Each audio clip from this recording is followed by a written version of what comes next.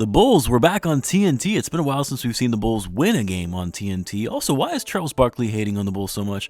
I remember back in the day when he used to love the Bulls because he loved Joakim, always called him his favorite player, and I understood at the beginning of the season when he was hating on this team, when they were playing like absolute crap and needed to blow things up in a hurry. But come on now, the Bulls are looking better.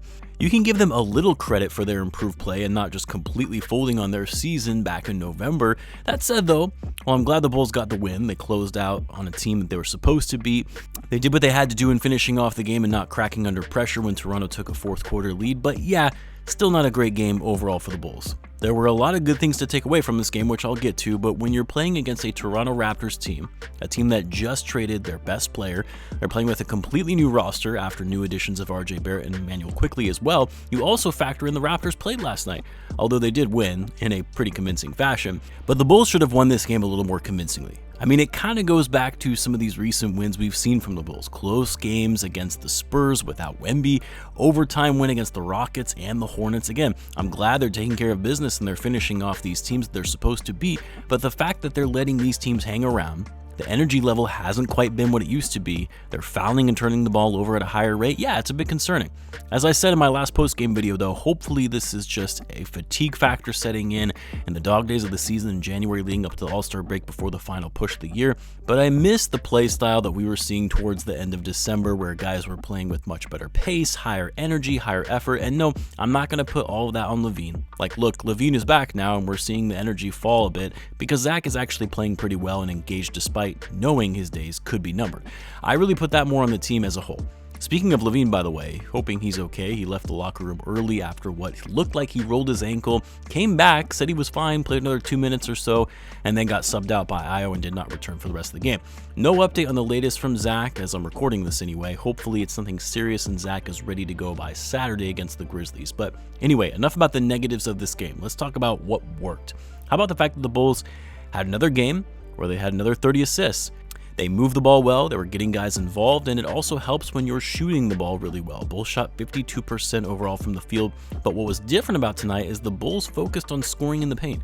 75 points in the paint tonight for the Bulls, a season high. This for a team that averages about 45 points in the paint, 28th in the league in scoring in the paint. And you had to expect that would be the case given the Raptors are without Jakob Poeltl. They lost some size with Siakam as well. Going inside when the Raptors don't have as much rim protection as they're used to seeing is the way to go, and the Bulls made them pay. So the Bulls very efficient scoring inside.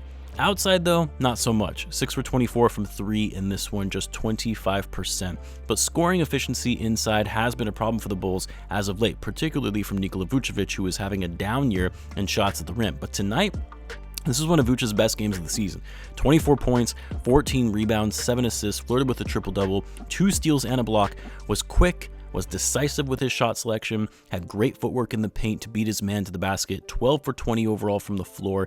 He was plus 23 in this game. Just a great all-around performance from Nikola Vucevic. And then Coby White was also a plus 23 in this one. While he didn't shoot it very well, he's kind of going back into that three-point shooting slump that we saw just a few weeks ago, but despite going 1 for 6 from behind the arc, he was very crafty and effective at attacking the basket and using his athleticism to finish. And of course, he had that big bucket to seal the game that put the Bulls up by 6 with less than 20 seconds to go.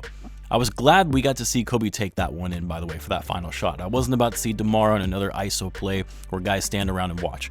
But Coby, great game for him, 23 points, 8 rebounds, 4 assists, and 2 steals. Now, for DeMar DeRozan, well, I wasn't too pleased by what we saw from DeMar in the fourth quarter because I felt like he was trying to do just a little too much in front of the Toronto crowd, but then ended up missing a lot of shots, had a couple of bad turnovers in the fourth. While I wasn't pleased with it, he was still great the rest of this game. Very efficient, great shot selection. He was getting guys involved, did a great job at drawing defenses away from other guys and would kick it out to the open man. He finished the game with 6 assists, 7 rebounds, and 24 points. Still though, I would really like to see more options in the final minutes. I know DeMar is the go-to guy, but I need to see more movement, more flexibility, and randomness on the offensive side in closeout moments because when the shots from DeMar aren't falling, it's one-and-done possessions for the Bulls. And the Raptors almost took advantage of that tonight and stole this game. Again, as I've said before, I also put some of that on coaching to mix it up and get more options and better flow and closing out moments. Again, why I loved seeing Coby attack the basket and get that last shot and finish. How about Alex Caruso though, man? I'm always just amazed by what he's able to do defensively, because while you're not going to see eye-popping defensive stats in the box score, granted he still had 2 steals and 2 blocks tonight, but it's his ability to get in passing lanes out of nowhere, make deflections to disrupt a breakaway play, his ability to duck under and navigate through screens, which makes it so hard for an opponent to get open. Just love everything the guy does and how much he hustles when he's on the court. He also hit a big 3 in the final minutes for the Bulls, and when they needed it badly, he continues making a case for why he's one of the better 3-and-D guys in the NBA right now. Just phenomenal work by AC. And then you also have to give credit to Ayo Dosunmu stepping up in the moment when his number was called, when Zach Lavine had to go out. He was solid in closing moments and wasn't afraid of being under pressure. Ayo, 10 points, 5 assists tonight, and was a big help for the Bulls defensively in those final possessions of the game. Now, Patrick Williams was back in the lineup after missing the last 2 games. A good game for Pat. I was a little bothered that he kind of started looking more like passive Pat, what we've seen in the past. There would be a lot of times where the ball would come into him. He would kind of make these weird attempts to drive to the hoop, but his ball handling was so off that he would have to pull it back out.